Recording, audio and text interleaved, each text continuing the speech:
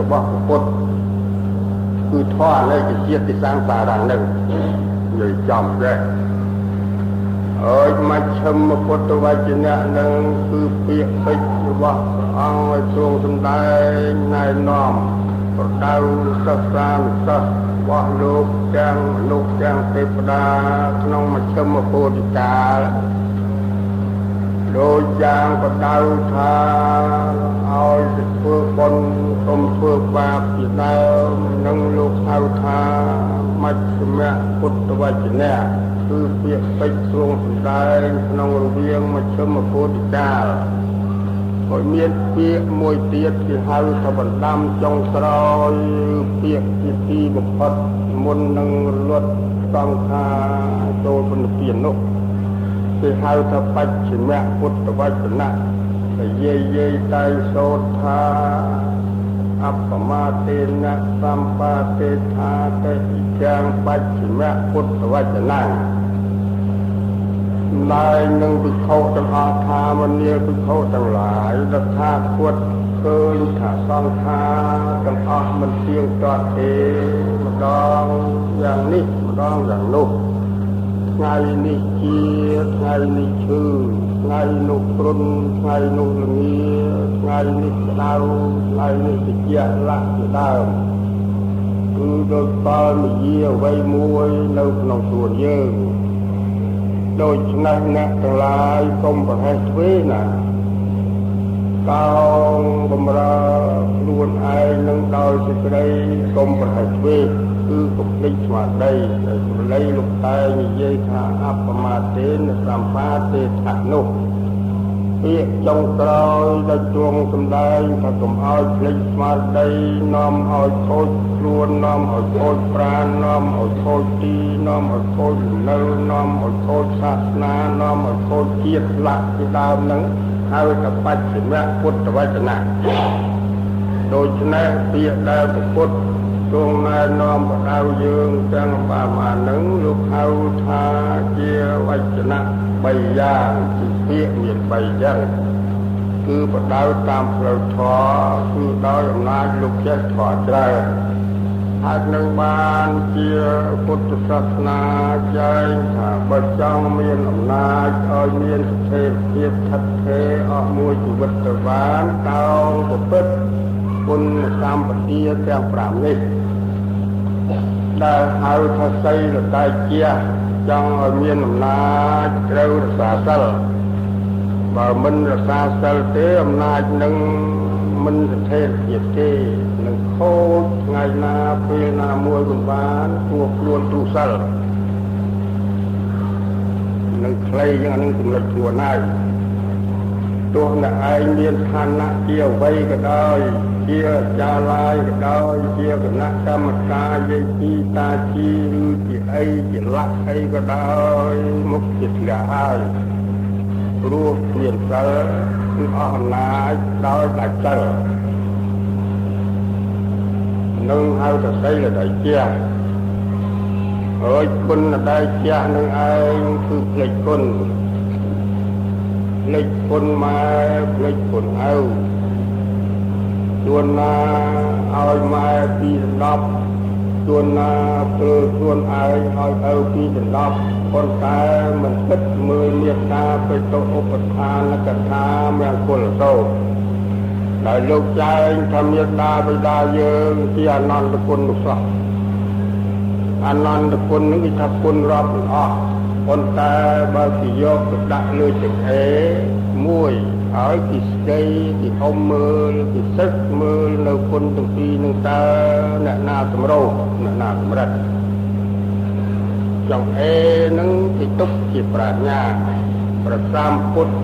ទ្រង់យកប្រាជ្ញានឹងទុកជាចង្អេរទៅស្ដីមើលគុណអ្នកទាំងពីរដល់ព្រះអង្គស្ដីទៅឃើញខាងកដូចគ្នាដែលហៅថាអនន្តគុណមួយម៉ាត់ហ្នឹងគឺដូចជាពាក្យខាងកមួយម៉ាត់ទាំងដែរប៉ុន្តែកហ្នឹងមាន2បែបមួយកសម្រោគមួយកសម្រិតអ្នកទាំងអេយើងហ្នឹងដល់ទីស្ដីទីអុំធ្វើចឹងឲ្យទៅអាត្មាឃើញញោមស្រីអាត្មាហ្នឹងគាត់អុំកអុំហើយគាត់ធ្វើចឹងទៅបានគាត់ស្ដី ដល់ស្ដីថាសម្រោងក៏រត់ចេញอยู่រត់ចេញមកនៅម្ខាងទៅអាសម្រិតនឹងវាចេញមកដូចឆ្លេះគុណមេត្តានឹងដូចជាកសម្រិតគុណបៃតានឹងដូចជាកសម្រោងអនន្តគុណដូចគ្នាប៉ុន្តែអនន្តគុណសម្រោងអនន្តគុណសម្រិតមិនមែនដូចញោមនិយាយកុហកគេខ្លះថាគុណមេត្តានឹងពី10គុណពុកនឹង21អាងទៅឯងទៅតែចេះមើលកត្រាផកុហកនឹងក៏បន្លំនិយាយនឹងឲ្យ20ទីទៅ10ទៅដោយឯងនឹងចំខែងទៅផឹកតែនឹងយករហូតដល់21ណាកូនកោអានឹងហើយគេថាស្ដោះមាត់ដាក់ទ្រូងឯងល្វីងជាងខ្លែង12មេត្តា21ប្រមាថឪណាជាមិបាដោយភ្លេចខ្លួនជាតម៉ែឯងរហូតដល់ថ្ងៃនេះនៅជាតម៉ែឯងដល់ថ្ងៃឲ្យទៅស៊ីអីឆ្ងាញ់ហ្នឹងមានខ្លះហ្នឹងថារកម៉ែមានគាត់ម៉ែរកម៉ែមានខ្លះជេរមកជេរម៉ែហើយថ្ងៃចូលប្រាទៅវិញដូច្នេះអានឹងហើយគេហៅថារំលគុណបំបត្តិគុណលោកគុណអញ្ចឹងមានអំណាចមកពីណាអស់គុណដែលជាហើយគេហៅថាអំណាចឬតែជាដែលមាននៅជានិច្ចនឹងខ្លួនយើងគឺមិនភ្លេចគុណដូចជាយើងធ្វើបុណ្យអីក៏ដោយបុណ្យអីក៏ដោយសិតតែយកគុណនឹងជាគ្រឹះប៉ុន្តែមានខ្លះនឹងមិនអញ្ចឹងទេអាងតបានអីនឹងយកទៅប្រទានលោកនេះយកទៅប្រទានលោកនោះមុនយកទៅព្រះវត្តនៅយកទៅព្រះវត្តលោកតាវត្តសត្វវត្តសាងវត្តមុខវត្តសម្រាំងអីណាទៅបបគ្រប់ទៅប៉ុន្តែព្រះឯងម៉ែឯងឪឯងនៅទេវតាឯងអាចារ្យឯងគ្រូឯងនៅផ្ទះនឹងធ្វើភ្លឹះអត់អីឆាន់អត់អីពិសាអត់អីអត្រៃដូច្នេះដែលគេមិនភ្លេចគុណមិនច្រឡំគុណនឹងគឺគេមុននឹងធ្វើបុណ្យសន្តានអ្វីមុននឹងគេតែងបូជាព្រះក្នុងផ្ទះទេវតាក្នុងផ្ទះគ្រូក្នុងផ្ទះព្រំក្នុងផ្ទះរបស់គេនឹងមុនបានគេទៅធ្វើព្រំខាងក្រៅខាងក្រៅនេះអញ្ចឹងដល់លោកហៅទៅគុណតែជានឹងរឿងជានិច្ចព្រះសម្ពុទ្ធបរមគ្រូទ្រង់យាងទៅប្រោសប្រមេត្តានៅនាតាវតឹងទូទាព្រះអង្គទ្រង់មានគុណដែលជានឹងហើយបានជាភ្នំទាំងពីរនឹងស្ទួនមកពួកគ្មានដែលនរណាឈាន3ជំហាននឹងរហូតដល់កំពូលភ្នំព្រះសម័យនៅឥណ្ឌានោះទេញោម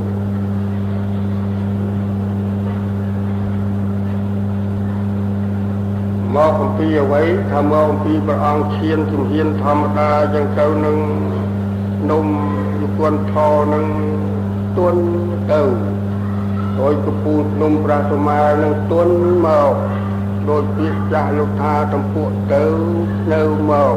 បើតំពួកវាមិនទៅនៅមិនមកប៉ុន្តែគាត់ថាហ្នឹងគាត់ចង់និយាយពីរឿងអ្វីផ្សេងអំពីរឿងដែលបាគង់និយាយនោះទេតែនឹងចឹងបានជាលោកឈានទៅបាននឹងពីព្រោះកំពូលភ្នំនឹងវាទន់ខ្លាចប្រមាថរបស់ព្រះអង្គនឹងដោយអំណាចព្រះអង្គដឹងគុណនឹងគុណដែលជាយើងក៏ចឹងដែរដល់យើងដឹងគុណមេត្តាបៃតាជីដូនជីតាញាតិសាលោហិតចឹងទៅយើងធ្វើបុណ្យអត់គិតនឿយហត់តាំងពីបុណ្យ1ដល់បុណ្យ15ទៅគឺរាល់ថ្ងៃនឹងដល់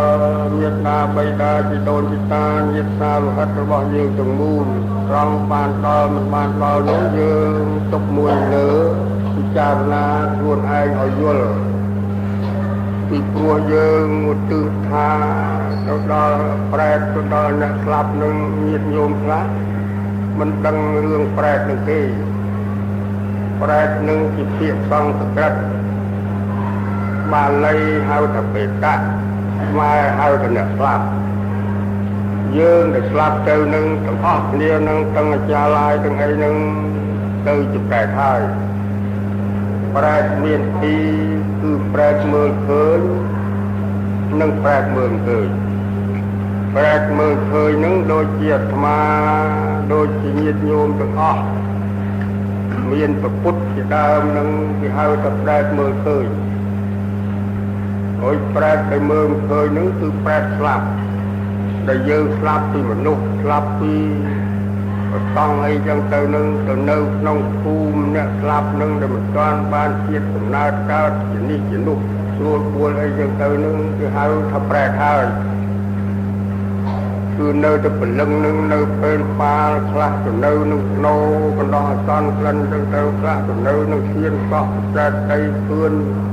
ពោធិព្រឹកអីចឹងទៅមានឧទាហរណ៍បារាំងមួយសម័យសង្គ្រាមលោកលើកទី2នៅពជាដងក្រាខេត្តកំពង់ធំស្រុកសន្ទុកអាត្មាទៅជួបនឹងនាងថៃនឹងពីដើមវាជាតិបារាំងសាក់3ជប៉ុនវាយកទៅបាញ់ចោលនៅគល់កទីមួយហើយកប់ចោលនៅក្នុងទៅវាមិនដឹងទៅណាវាទៅកើតនឹងនិយាយមួយដែលគាត់មកពីផ្សារកំពង់ថ្មមានទូជែកនៅលើកជើនឹងវាឃ្លានវានឹកឃើញថាអញស៊ីជែកសិនស៊ីស្អាតហើយមិនទៅណាអញគិតនៅជាមួយនឹងយាយនឹងទៅឡើយវាកើតនៅក្រោយពជាដងក្តារនឹងទៅដល់វាធំឡើងនឹងពួកនេះហៅថានាងថៃ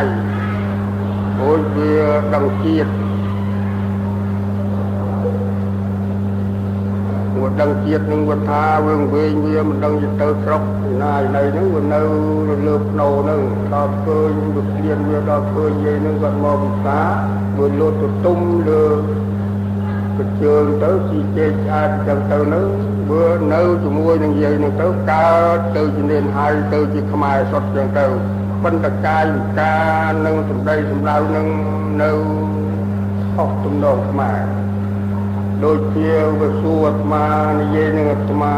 វាថាលោកក៏លោកគ្រូសុខសប្បាយទេឬនិយាយមួយចឹងដូច្នេះអញ្ចឹងហើយគេហៅថាប្រែកគឺមិនទាន់បានជាតិមិនទាន់បានកំណើតទៅកើតជាអ្វីមួយនឹងនៅជាប់នេះទៅនោះទាំងដំណើរមិនទាន់តាំងចោលទៅមុខទៅក្រោយបានគេហៅថាអ្នកស្លាប់ដូច្នេះយើងធ្វើបុណ្យភ្ជុំនឹងក្តីបុណ្យមិនបិណ្ឌភ្ជុំអីនឹងក្តីឧទ្ទិសទៅដល់អ្នកស្លាប់ដែលមិនទាន់បានកំណើតមកជាមនុស្សវិញនោះយើងកំចង់បានកើតទៅជាទេវតាទេវបុត្រអីនោះទេវតានោះសិតតែពួកខ្មោចទាំងអស់ទេវៈនឹងដូចជាប្រែតព្រោះមានរឿងរ៉ាវក្នុងពិធីការច្រើនណាស់ហេតុនឹងប្រតាមពុទ្ធបរមគ្រូដែលខំធ្វើឲ្យព្រះអង្គមានអំណាចដោយបម្រើព្រះអង្គឲ្យមានសីលធម៌ចនិចហៅថាសីលបារមីព្រះអង្គបម្រើគុណធម៌ជានិច្ចមានមេត្តាករុណាជាដើមដោយរសវណ្ណសាមនឹងឯងលោកហៅថាគុណតេយៈឬក៏មេត្តាបារមីព្រះអង្គញើខ្លួននឹង